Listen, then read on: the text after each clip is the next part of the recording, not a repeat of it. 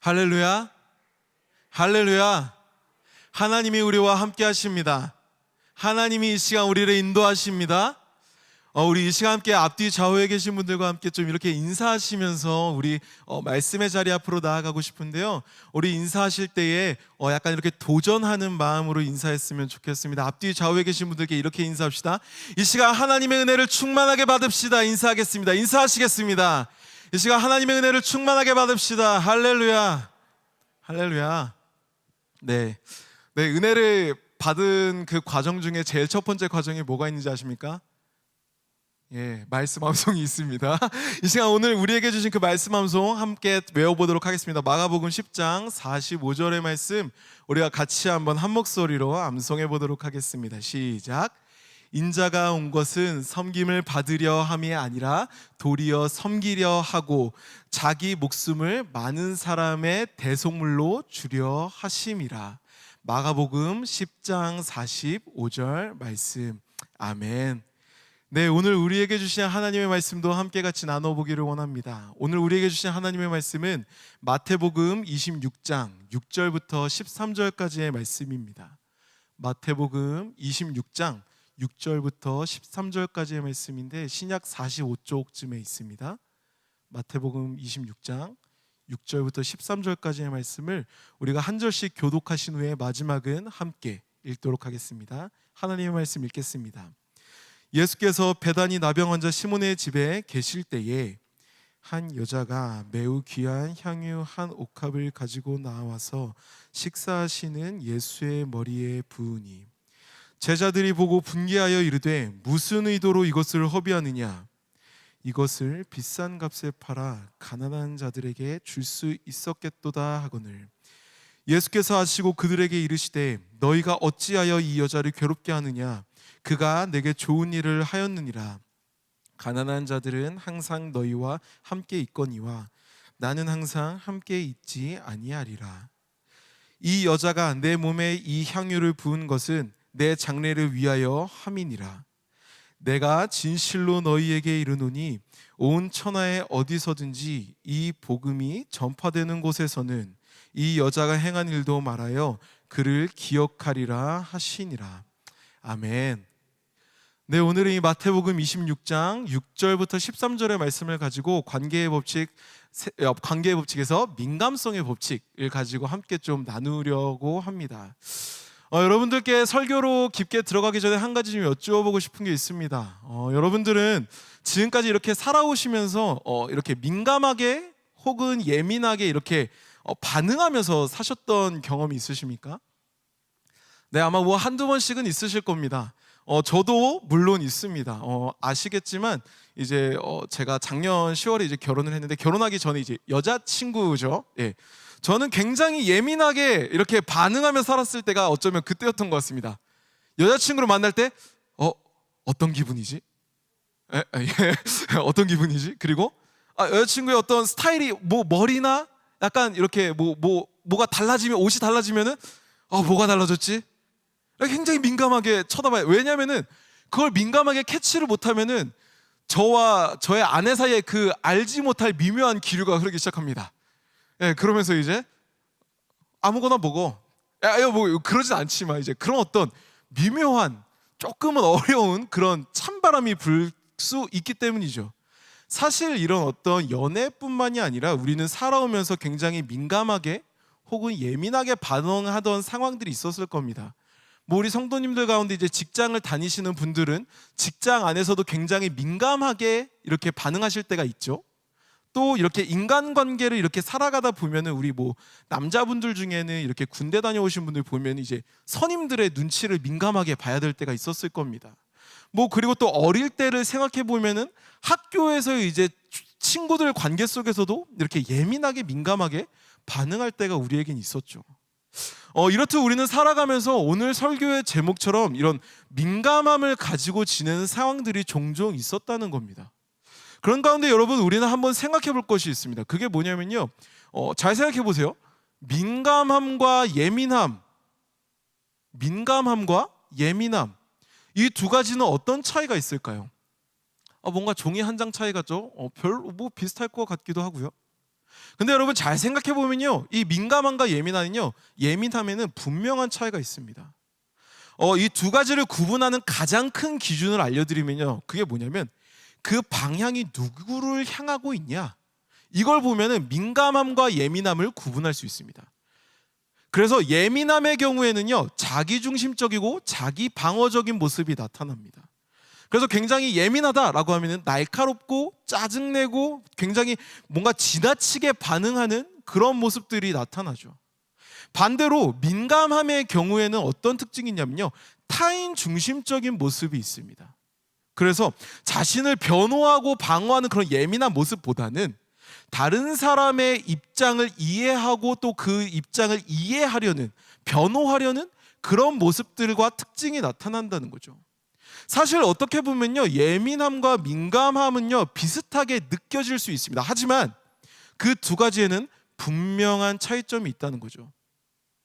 여러분, 예민함은 내게 오는 것에만 반응하는, 나에게 향하는 것에만 반응하는 모습이라면요, 민감함이라는 그 두 가지, 내게 오는 것과 상대방에게 가는 것까지 포함하고 있는 것이 민감함이라는 겁니다. 그래서 고든 맥도날드라는 사람은요, 이 민감함에 대해서 어떻게 정의를 내리냐면요, 민감함이란 안을 들여다보는 기술이다 라고 이야기를 합니다. 통찰하는 기술이라는 거죠. 여러분, 그런데 제가 왜 이 예배 가운데에, 이곳 가운데 모인 그리스도인인 여러분들에게 이 민감성과 예민함, 민감함과 예민함에 대해서 제가 왜 얘기하고 있는 걸까요? 당연합니다. 왜냐하면 예수님도 똑같이 민감하신 분이었기 때문입니다. 또한 성경에 나오는 인물들 중에서 하나님께 쓰임받고 하나님께 인정받은 인물들을 이렇게 보면요, 민감함 특징을 갖고 있는 모습들이 굉장히 많이 나오고 있습니다. 오늘 우리는 마태복음 26장의 말씀을 가지고서 함께 민감함이라는 주제를 가지고 고민해 보고자 합니다. 여러분들 머릿속으로 계속 생각하셔야 된다는 거예요. 그래서 지금 내 삶은, 지금 내가 살아가고 있는 내 삶의 모습은 예민한 모습인가 아니면 민감한 모습인가, 이것을 고민해 보고 싶습니다. 그래서 오늘 이 말씀과 기도를 통해서 우리가 예민함을 넘어서서 예수님과 같은 민감함이 우리 안에 생겨날 수 있게 되기를 주님의 이름으로 축복합니다. 아멘. 먼저 우리가 알아야 되는 것 첫 번째가 있다면요, 그거 바로 이것입니다. 민감성이라는 게 도대체 뭔가라는 거죠. 제가 앞에서도 얘기했지만 그걸 좀 더 자세히 쪼개서 보자는 겁니다. 오늘 본문이 마태복음 26장 6절부터 7절까지의 말씀을 우리가 다시 한번 같이 읽어보기를 원합니다. 마태복음 26장 6절부터 7절 말씀 우리가 한 목소리로 읽겠습니다. 시작. 예수께서 베다니 나병 환자 시몬의 집에 계실 때에 한 여자가 매우 귀한 향유 한 옥합을 가지고 나와서 식사하시는 예수의 머리에 부으니. 아멘. 네, 이 말씀을 통해 알 수 있는 민감성이 갖고 있는 의미는 뭐냐면요, 잘 들으십시오. 잘 기억하셔야 됩니다. 민감성이 갖고 있는 의미는 크게 세 가지가 있습니다. 첫 번째는 마음의 눈이 열리고, 두 번째는 귀가 열리고, 세 번째는 감각이 열리는 겁니다. 다시 한번 이거 함께 한번 따라해 볼까요? 첫 번째, 마음의 눈이 열리고, 두 번째, 귀가 열리고, 마지막, 감각이 열리는 것. 네, 여러분, 오늘 우리가 방금 읽었었던 이 본문은 우리가 잘 아는 예수님께 향유를 붓는 장면입니다. 그래서 마가복음 14장과 요한복음 12장에서도 이 본문이 동일하게 등장하고 있습니다. 그래서 이 본문을 자세히 보면요, 우리가 앞에서 살펴봤었던, 함께 나눴었던 민감성의 의미를 우리는 이 본문을 통해서 알 수 있습니다. 여기서는, 이 본문에서는요, 예수님께 향유를 붓는 여인이 등장하고 있습니다. 요한복음 12장을 통해 우리는 알 수 있는데, 이 여인이 누구냐면 마르다의 동생 마리아입니다. 예수님이 집에 오셨을 때 여러분, 마르다는 뭘 하고 있었습니까? 네, 예수님을 맞이할 준비를 하느라 바빴습니다. 주방에서 바빴죠. 그래서 예수님을 참아 보지 못했습니다. 그 또한 식사하는 예수님과 함께 온 제자들도 있습니다. 그 제자들은 이미 이전에도 예수님과 함께 있었기 때문에 그냥 예수님이 계신가 보다 그냥 그랬었습니다. 하지만 식사가 시작하고 나서 예수님을 향해 향유를 붓는 마리아가 나타납니다. 그러자 그 마리아를 본 사람들은 어떻게 반응합니까? 네, 화를 내면서 그 행위를 비판하고 있습니다. 잘못되었다, 아깝다, 왜 그렇게 하냐, 이렇게 얘기하고 있는 거죠. 여러분, 하지만 중요한 게 있습니다. 굉장히 중요한 게 있습니다. 그게 뭐냐면 이 마리아는요, 그들 중에서, 제자들과 마르다 중에서 가장 민감한 사람이었다는 겁니다. 왜 그럴까요? 오늘 읽은 말씀 이후에 나오는 중요한 사건들이 있기 때문입니다. 여러분, 성경을 볼 때는 전체를 같이 봐야죠. 마태복음 26장 47절을 보시면요, 어떤 사건이 등장하는지 아십니까? 예수님께서 잡혀가시는 사건이 등장합니다. 즉, 예수님의 고난이 그때부터 시작이 되는 거죠. 이 사건 이후로 예수님께서는요, 고난과 모욕을 당하시고 십자가에 달려 죽으시게 됩니다. 마리아는 이것을 보았던 겁니다. 다른 것을 보지 않습니다. 예수님이란 어떤 위인이 등장했다가 아니라, 제자들과 함께 예수님이 오셨구나, 빨리 준비해야겠다의 그 일적인 상황을 본 것이 아니라, 마리아는 그 가운데 오신 예수 그리스도를 향한 민감성으로 예수님이 앞으로 어떤 일을 하실 것인가를 보았던 겁니다. 앞에서 이야기했었던 예수님의 고난, 예수님의 아픔, 그리고 예수님이 겪으실 그 죽음을 마리아는 영적으로 민감하게 느꼈던 겁니다. 당시 노동자들의 1년 연봉에 해당하는 굉장히 값비싼 그 향유를 예수님께 붓고 예수님을 닦아준 마리아였습니다. 여러분, 사람들이 뭐라고 했습니다. 마리아를 향해서 왜 그러냐, 너. 야, 그 아까운 걸 왜 그래? 하지만 마리아는요, 그 행동을 멈추지 않습니다. 계속해서 사람들이 뭐라고 하든지 간에 예수님의 죽음의 고난과 십자가의 죽음을 보고 그녀는 예수님께 향유를 붓습니다. 그 예수님의 십자가의 죽음을 알았던 거죠. 예수님과 함께 생활하던, 함께 사역을 하던 그 제자들도 보고 듣고 느끼지 못했던, 예수님을 향해 드리웠던 그 죽음의 고난을 그 많은 사람들 중에서 마리아는 민감하게 느낀 겁니다. 그런 민감함으로 인해서 값비싼 향유를 예수님을 향해 아낌없이 깰 수 있었던 것이죠. 여러분, 그런 면에서 우리는 이 마리아의 모습을 보면서 한번 질문을 던져봐야 됩니다. 그것은 어떤 질문이냐면, 나는 무엇에 민감한가? 라는 것이죠.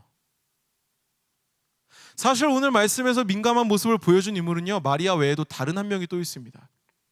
그것은 누구냐면 바로 가룟 유다입니다. 그는 마리아를 향해 이렇게 얘기합니다. 향유를 깨는 마리아를 향해서 얘기합니다. 아깝게 그걸 왜 그렇게 해? 그거 팔아서 가난한 사람들한테 주는 게 훨씬 나아. 굉장히 설득력 있는 이야기입니다. 현실성 있는 얘기죠. 하지만 성경은 분명히 유다에 대해서 이렇게 증언합니다. 유다는 가난한 일을 생각하지 않고 오히려 도둑이라. 이게 성경에서 증언하고 있는 유다입니다. 예수님을 은혜 판 제자였죠. 그런 면에서 여러분, 유다는요, 예수님에게 민감했다기보다는 돈 혹은 재물 혹은 이익, 지금 우리가 쓰는 표현으로 효율성에 민감했던 사람이죠. 우리는 스스로에게 다시 한번 물어봐야 됩니다. 무엇을 물어봐야 됩니까? 나는 이 시대 속에서 무엇에 민감한 사람인가? 이 시대를 살아가고 있는 나는 무엇에 민감한 사람인가? 무엇에 눈이 열려 있고 무엇에 귀가 열려 있으며 무엇에 내 마음이 열려 있는가? 그리스도인으로서 우리는 반드시 질문해 봐야 됩니다. 우리는 하나님께 민감하게 반응하는 존재가 되어야 됩니다. 다른 어떤 것이 아니라 하나님께만 민감하게 반응하는 존재가 되어야 되죠. 하나님을 보고 하나님을 듣고 하나님께 마음을 열어야 됩니다. 왜일까요? 하나님이 아닌 다른 그 모든 것은 우리를 노예로 삼기 때문입니다. 뭐라고요? 하나님이 아닌 다른 그 모든 것은 우리를 노예로 삼으려고 하기 때문이라는 거죠. 한번 생각해 보십시오. 돈이 우리를 친구로 삼습니까? 아닙니다. 우리를 메어 놓습니다. 시간이 우리를 주인으로 삼습니까? 아닙니다. 오히려 우리가 시간에 쫓기죠. 하나님이 아닌 그 어느 것도 우리를 친구로 부르지 않습니다. 오히려 우리를 노예 삼으려 합니다. 그런 반면에 하나님은 우리를 자녀로 부르십니다. 하나님은 우리를 친구로 부르시고요, 하나님은 우리를 동역자로 부르십니다. 하나님의 귀한 존재로서 우리를 부르셨습니다. 하지만 아까도 얘기한 것처럼 하나님 외에 다른 것은 우리를 노예로 삼는다고요. 다시 한번 여러분들께 질문합니다. 여러분들의 눈을 사로잡고 여러분들의 귀를 사로잡고 있으며 여러분들의 마음을 사로잡고 있는 것은 무엇입니까? 그것이 하나님이 아닌 다른 어떤 것이라면, 시간이라면, 돈이라면, 사람이라면, 가족이라면, 다른 어떤 것이라면 다시 여러분들의 마음이 하나님에게로 돌아오는 역사가 이 시간 가운데 일어나게 되기를 축복합니다. 우리는 하나님에게로 다시 돌아오는 것을 우리 개신교에서는 뭐라고 하는지 아십니까? 회개라고 합니다. 돌아오는 것이죠. 이 시간 여러분들에게 이렇게 축복합니다. 아멘으로 화답하셨으면 좋겠습니다. 이 시간 하나님에게 향하는 여러분들이 되기를 주님의 이름으로 축복합니다. 무엇이 여러분들을 유혹하고 무엇이 여러분들에게 말하더라도 흔들리지 않고 하나님만을 향해 나아가는, 하나님께 귀를 열고 하나님께 눈을 열고 하나님께만 마음을 여는 여러분들이 되기를 주님의 이름으로 축복합니다. 아멘. 우리가 두 번째로 좀 같이 알아야 될 게 있는 게 뭐냐면은, 우리가 민감성이 무엇인가에 대해서 좀 알았다면 이번에는 우리가 생각해 봐야 될 게 있습니다. 어떻게 민감성을 개발할 수 있을까요? 민감한 사람이 되라고 제가 얘기했는데, 그렇다면 여러분 어떻게 민감성을 개발하실 수 있겠습니까? 그걸 알려드리려고 제가 왔죠. 성경을 통해서 알 수 있는 민감성을 개발할 수 있는 방법이 세 가지가 있습니다. 세 가지가 있는데 첫 번째는 뭐냐면요, 기도를 통해서 민감성을 개발할 수 있습니다. 그리고 두 번째는 뭐냐면요, 상처를 통해서 민감성을 개발할 수 있습니다. 그리고 마지막 세 번째는 뭐냐면요, 눈물을 통해서 민감성을 개발할 수 있다는 겁니다. 이것도 한번 같이 따라해 볼까요? 첫 번째, 기도를 통해서. 두 번째, 상처를 통해서. 세 번째, 눈물을 통해서. 이 세 가지를 통해서 하나님을 향한 민감성을 우리는 기를 수 있다는 겁니다. 여러분, 첫 번째로 제가 얘기했던 기도를 통해서 민감성을 개발했다고 했는데, 여러분 한번 생각해 보세요. 성경 안에서 기도를 통해서 하나님과 어떻게 이런 민감한 관계를 유지했던 인물이 딱 떠오르시는 사람 있으십니까? 되게 많으실 수도 있어요. 근데 저는 이 설교를 준비하면서 한 그룹이 떠올랐습니다. 바로 다니엘과 친구들이죠. 구약에서 나오는 그들은요, 바벨론의 포로로 끌려갔었습니다. 바벨론에게 초청돼서 간 게 아니에요. 포로로 끌려갑니다. 그런 가운데서도 그들이 놓치지 않았던 게 있다면 뭐였는지 아시죠? 기도입니다. 시간을 잊지 않고 하나님을 향해서 항상 기도했던 그들이었습니다. 그 기도의 끈을 놓지 않죠. 그래서 그런 그와 친구들이, 다니엘과 친구들이 하나님과 동행함을 경험하는 사건이 나타나죠. 풀무불, 사자굴, 그 외에도 너무 많죠. 여러분, 이런 다니엘의 모습은요, 이런 다니엘과 친구들의 모습은요, 우리에게 기도가 하나님의 뜻을 얼마나 민감하게 알게 하는가를 알게 해주는 좋은 모델이 됩니다. 그렇다면 두 번째로 첫 번째가 기도를 통해 민감성을 개발한다고 했죠. 두 번째, 상처를 통해 민감성을 개발한 사례가 있다면 누가 있을까요? 성경 안에서 상처받았던 인물들 또 많죠. 근데 저는 이 설교를 준비하면서 한 사람이 또 떠올랐습니다. 그건 바로 요셉입니다. 요셉도 누구 못지않게 많은 상처를 받았습니다.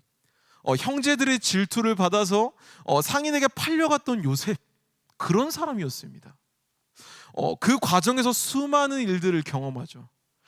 시기와 질투, 또 누명, 또 그것으로 인한 고난, 괴로움, 너무나 많은 것을 경험했던 요셉입니다. 그런데 그렇게 흐르고 흘러서 그는 어떻게 또 이집트 총리까지 갑니다. 물론 하나님의 인도하심이 있었죠. 그런 가운데서도 요셉은 계속해서 하나님과의 관계를 이어갑니다. 하나님과 소통하는 삶을 살아가죠. 심각한 기근을 하나님의 지혜로 대비했던 요셉은요, 하나님의 인도하심으로 그들의 형제들, 요셉을 팔았던 형제들을 다시 만납니다. 요셉은요 그 형제들을 용서하면서 뭐라고 얘기했는지 여러분들 기억나십니까? 이렇게 얘기하죠. 하나님이 생명을 구원하시려고 나를 당신들보다 먼저 보내셨습니다. 요셉에게 있어서 그 어떤 고난의 과정, 시련의 과정, 슬픔의 과정, 그러한 상처의 과정들은요 결코 상처로만 끝나지 않았다는 겁니다. 그 시간 속에 함께 하신 하나님을 함께 관계했기 때문에, 하나님을 향해서 여전히 함께했기 때문에, 동행했기 때문에 고난 속에서도 하나님을 향한 민감함을 요셉은 키울 수 있었던 겁니다. 그럼 마지막으로 세 번째, 눈물을 통해서 민감성을 개발한 사람이 있다면 누가 있을까요? 눈물의 선지자 딱 떠오르는 인물 있죠? 예레미야입니다. 남유다가 죄를 향해 가는 모습을 지켜봐야 했던 예레미야 선지자였습니다. 그들을 향해서 회개하라는 말씀을 선포합니다. 근데 전하면은 그렇군요, 우리가 회개해야겠군요, 우리가 잘못했습니다라고 반응하는 남유다가 아니었습니다. 오히려 하나님의 말씀을 전했던 예레미야를 향해서 핍박을 하고 누명을 씌우면서 그를 고통 가운데 몰아넣었던 남유다였죠. 그런 고통 가운데에서 눈물을 흘렸던 사람이 바로 예레미야 선지자였습니다. 여러분, 하지만 그 눈물은요 결코 자신을 향한 눈물이 아니었다는 겁니다. 내가 왜 이렇게 처량한 아픔이 있는 건가, 내가 왜 그런 서러움에서 오는 눈물이 아니었다는 겁니다. 남유다를 향한 하나님의 마음, 범죄하는 남유다를 향한 하나님의 그 애통한 눈물이 예레미야의 눈물이었다는 겁니다. 결코 자신의 상황이, 자신의 마음이, 자신의 어떤 고통이 아파서 그런 자신을 향한 눈물이 아니었습니다. 남유다를 향한 하나님의 눈물이었으며 죄를 아파하는 눈물이었다는 거죠. 그런 면에서 예레미야는요 눈물을 통해 하나님의 마음을 향한, 하나님을 향한 민감성이 눈물을 통해서 길러졌다라고 볼 수 있습니다. 이렇듯 우리가 나누었던 것처럼 다니엘과 친구들, 요셉, 예레미야, 이런 이들이 있는데, 여러분 이 세 어떤 예시를 통해서 우리가 알 수 있는 게 뭐가 있습니까? 다니엘과 친구들, 그리고 요셉, 그리고 예레미야, 이 세 그룹을 통해서 우리가 알 수 있는 게 하나가 있습니다. 그게 뭐냐면은 민감성을 개발하는 것은요 결코 단순히 평화로워야만 가능하거나 평화로워야지 순조롭다 이런 게 아니라는 겁니다. 내가 민감성을 개발하기 위해서는 내 삶이 좀 평화로워야 돼, 내 문제들이 좀 해결돼야 민감성이 개발, 이런 게 아니라는 거예요. 여러분, 고난 가운데, 어려움 가운데, 시련 가운데, 눈물의 자리 가운데 있을 때 바로 그때가 오히려 하나님을 향한 민감성을 기르기 좋을 때라는 겁니다. 이게 바로 오늘 이 다니엘과 친구들, 요셉, 예레미야를 통해서 우리가 알 수 있는 내용이죠. 사실 이거 외에도 더 많습니다. 성경 인물들 이렇게 쭉 보면요 평탄한 삶을 살아온 사람들이 없어요. 다 고난 가운데 있죠. 어려움 속에 고백하는 기도, 상처 입은 마음을 가지고 하나님 앞으로 나아가는 모습, 아픔을 가지고 눈물을 흘리며 하나님께 기도하는 그러한 모습, 여러분 이런 모습들은 결코 평화로운 모습 속에 나오는 신앙생활이 아니라는 겁니다. 시련과 고난, 고통의 상황이 오히려 우리를 더욱더 하나님을 찾게 만들고 하나님을 향하여 민감함을 기르게 만든다는 거죠. 하나님이 이 상황 속에서 내게 무엇을 말씀하시는가, 하나님이 이 상황 속에서 내게 무엇을 알려주려고 하시는가, 나를 어디로 어떻게 인도하실 것인가, 그 힘을 기를 수 있는 시간이 바로 그러한 시간이라는 겁니다. 평화로운 시간도 물론 가능하겠지만 고난과 눈물과 슬픔의 자리, 스올의 자리를 지나갈 때에 그때가 비로소 우리의 훈련이 시작되는 시간이라는 거죠. 그 시간은 결코 우리에게 방해물이 되지 않습니다. 그 시간은 우리에게 고난으로서만 끝나지 않습니다. 그것은 우리에게 디딤돌이 되고 디딤판이 되며 우리를 더욱더 단련시키는 훈련의 시간이 된다는 것입니다. 그렇게 우리는 매일매일 민감성을 개발하는 우리가 되어야 됩니다. 결코 그 훈련을 게을리해서는 안 됩니다. 민감성을 기르기 위해 우리가 매일 해야 되는 게 있습니다. 바로 그런 훈련을 하는 것인데, 정확히는 좀 더 자세히 생각해 보면요, 우리가 해야 되는 것 첫 번째는 무엇이냐면 관찰할 수 있는 시선을 우리는 훈련해야 됩니다. 민감성을 더욱더 기르기 위해 훈련해야 될 자세한 리스트 중 하나는 뭐냐면 관찰할 수 있는 시선을 우리는 가져야 된다는 겁니다. 누군가를 바라볼 때, 그리고 어떠한 상황을 판단할 때에 우리는 어떠한 상황을 판단할 때에 그 상황을 관찰할 수 있는 시선이 우리에게 필요합니다. 이전에 하던 방식대로 판단하고 그냥 지나가 버리면 안 된다는 겁니다. 생각을 잠시 멈춰야 된다는 거죠. 내가 그동안 해왔던 선입견대로 이 상황을 판단한다 라고 하면 민감성을 키울 수 있는 훈련을 할 수 없습니다. 민감성을 기를 수 없다는 거죠. 그 시간 속에서 잠시 멈춰서 생각해야 됩니다. 선입견을 버려야 됩니다. 그리고 우리는 하나님께 질문해야 됩니다. 하나님, 저 사람은 어떤 마음일까요? 하나님, 이 상황 속에서 우리는 무엇을 해야 될까요? 하나님, 이 문제 가운데에서 하나님은 어떤 것을 행하려고 하십니까? 이러한 멈춤이 우리에게는 필요하다는 겁니다. 이런 멈춤을 통한 관찰은 우리로 하여금 더욱더 민감성을 발전시키는 훈련을 하게 한다는 겁니다. 또한 두 번째로 민감성을 기르기 위해서 우리가 해야 될 것이 있다면요, 마음을 고요하게 만드는 훈련을 해야 된다는 겁니다. 이 시대를 살아가는 여러분은 굉장히 바쁘실 겁니다. 여러 가지 일들이 항상 끊임없이 몰려오죠. 뭐 가정이든 직장이든 뭐든 하루가 빠지지 않고 뭐 뉴스만 보더라도 너무나 많은 문제들이 우리를 혼란스럽게 합니다. 그런 가운데 우리에게 필요한 게 바로 이거라는 겁니다. 마음을 고요하게 하는 훈련이요. 여러분 한번 생각해 보십시오. 장마가 내릴 때에 이렇게 천이 흐르는 걸 보신 적 있으십니까? 저희 집 앞에 중랑천이 있는데요. 그 중랑천을 보면 이렇게 비가 많이 내리면 흙탕물이 굉장히 많습니다. 그래서 물이 그냥 황토색이, 약간 미숫가루 색깔로 황토색이 되죠. 근데 그런 어떤 흙탕물이 깨끗해지려면요, 비가 그쳐야 돼요. 다른 표현으로는 물이 잠잠히 흘러야 돼요. 그래야 그런 혼탁하게 만드는 찌꺼기들이 가라앉고 물이 깨끗해지며 그 물 속의 내부가 보인다는 겁니다. 여러분, 우리 신앙도 마찬가지입니다. 우리의 생각과 마음을 고요하게 하는 훈련을 해야 된다는 겁니다. 이 혼탁한 세상 속에서 우리도 똑같이 혼탁하게 사는 것이 아니라 우리의 마음도 여전히 그것들과 똑같이 혼탁하게 흘러갈 것이 아니라 하나님 앞에서 잠잠하게 마음을 고요하게 하는 훈련을 우리는 해야 된다는 겁니다.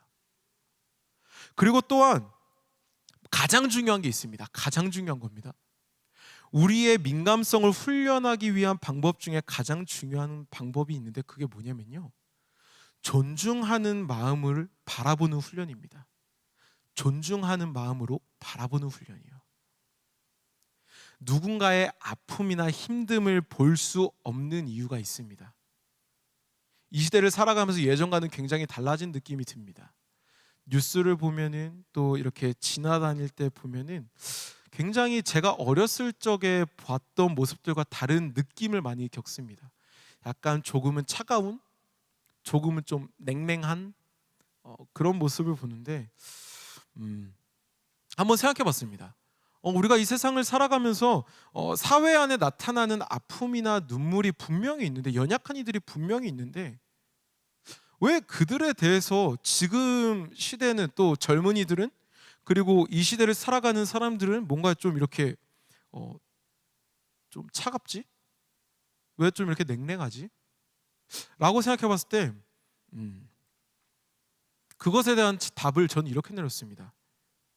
그것들이 나와 상관없는 문제라고 생각했기 때문에, 내가 살기 바쁘기 때문에. 개인주의죠. 그러한 개인주의들이 우리로 하여금 존중하는 마음을 내려놓게 하는 것 같습니다. 여러분, 이런 개인주의, 남이 아프든 힘들든 그건 상관없이 내 삶만 가겠다, 이걸 우리는 다른 표현으로 뭐라고 표현하냐면 냉소적인 태도라고 합니다. 이 냉소적인 태도는요, 우리 교회 공동체가 가장 멀리 해야 되는 모습입니다. 누군가를 바라볼 때 냉소적으로 바라본다? 우리가 가장 갖지 말아야 될 모습이죠. 성경 안에서 냉소적으로 바라본 사람들이 있다면 누가 있습니까? 바리새인들이죠. 율법으로 냉정하게 그들을 판단합니다. 재단합니다. 그래서 병 걸린 자, 보지 못하는 자, 과부들, 그런 이들을 판단하고 재단했던 게 그들입니다. 냉소적인 모습이죠. 그런 모습들이 이 시대 가운데 가득하다는 겁니다. 로마서의 말씀처럼 웃는 자들로 함께 웃고 우는 자들로 함께 울 수 있는 우리가 되어야 되는 것인데, 우리 안에 그러한 모습이 얼마나 있는가, 우리는 한번 생각해 봐야 될 것 같습니다. 여러분, 오늘 우리는요, 이 마태복음의 말씀을 가지고 여러 가지를 좀 함께 나누어 보았습니다. 민감성이 무엇인지, 그래서 그것을 어떻게 개발할 수 있으며 그것을 어떻게 훈련할 수 있는지 우리는 함께 나누어 보았습니다. 이것을 기억하며 이제 우리는 살아가야 되죠. 어떻게 살아가야 됩니까? 네, 예민한 그리스도인이 되어서는 안 된다는 겁니다. 나만을 향한 그리스도인이 되어서는 안 된다는 거죠. 나뿐만이 아니라 타인을 향한 민감한 그리스도인이 되어야 된다는 겁니다. 나 중심적인 삶이 아니라 타인 중심적인 삶을 우리는 살아가야 된다는 것입니다. 그러기 위해서는요, 타인을 향한 사랑을 마음에 품고서 민감성을 갖도록 우리는 날마다 모든 순간 모든 환경 속에서 우리는 끊임없이 훈련해야 됩니다. 마리아가 아픈 가운데에서, 아니 마리아가 바쁜 가운데에서 제자들 속에 예수님을 찾고 그분에게 향유를 부은 이유가 무엇입니까? 왜 마리아는 예수님께 향유를 부었죠? 다른 이유 없습니다. 잘 보이고 싶어서요? 아닙니다. 예수님을 사랑하기 때문이죠.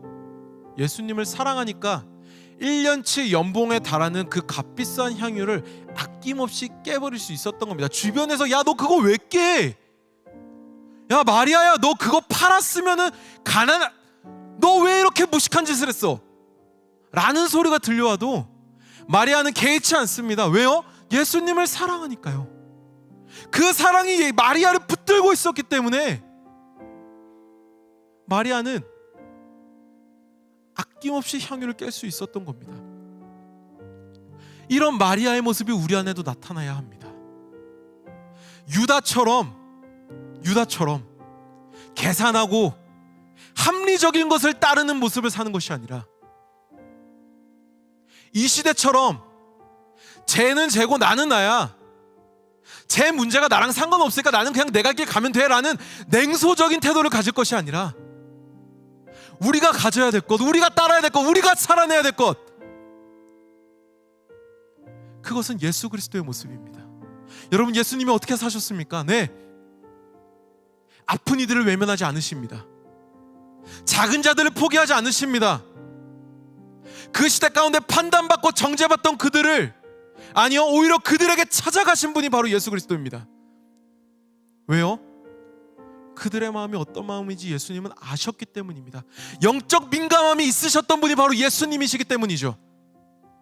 일어나지 못한 이들이 얼마나 아파하는지, 보지 못한 이들이 얼마나 슬퍼하는지, 그걸 아셨던 분이 예수 그리스도셨다는 겁니다. 여러분, 이 시대 속에서 우리가 살아가야 될 것, 효율성을 따르면 안 됩니다. 냉소적인 모습을 따라서도 안 됩니다. 우리가 따라야 할 것 명확합니다. 예수님만 따르면 됩니다. 예수님의 민감함을 우리는 닮아가면 됩니다. 여러분, 영적 문둥병을 조심하십시오.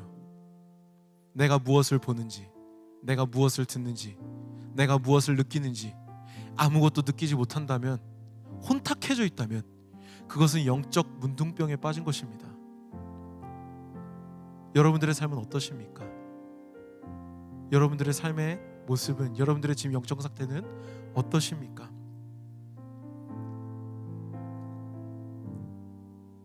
매일의 삶 가운데에 하나님의 말씀을 통해서, 하나님과의 기도의 소통을 통해서 눈물과 상처와 아픔을 통해서 하나님을 향한 민감성을 기르는 여러분들이 되기를 축복합니다. 그 그 자리를 떠나지 마십시오. 그 자리를 외면하지 마십시오. 그 자리를 통해서 하나님께서는 여러분들을 훈련시키실 것입니다. 그 자리를 통해서 하나님께서는 여러분들을 더 성장시키실 것입니다. 그 자리를 통해서 하나님께서는 여러분들을 더욱더 세워나가실 것입니다. 성장하는 여러분들을 통해서, 회복되는 여러분들을 통해서, 자라나는 여러분들을 통해서 하나님의 사랑이 필요한 곳으로 흘러가게 되기를 주님의 이름으로 축복합니다.